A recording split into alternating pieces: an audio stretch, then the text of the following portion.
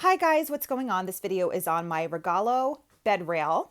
So recently I transitioned my son from a crib to a big boy bed. And of course there's the fear that he would, fall out of the bed because he's not used to it. He's used to having the crib with the rails up.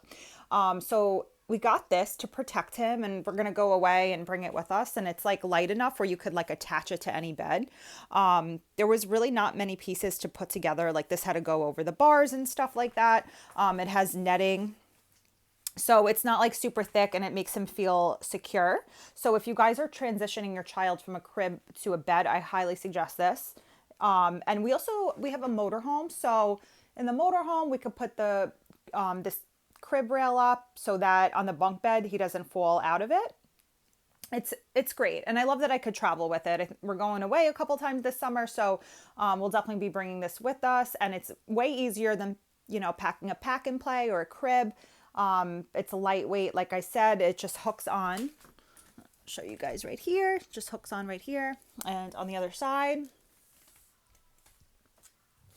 I think it came in other colors too. I just picked the white because it's like a neutral color, goes with anything. Highly suggest getting this, you guys. And if you're having a baby, put it on the baby registry.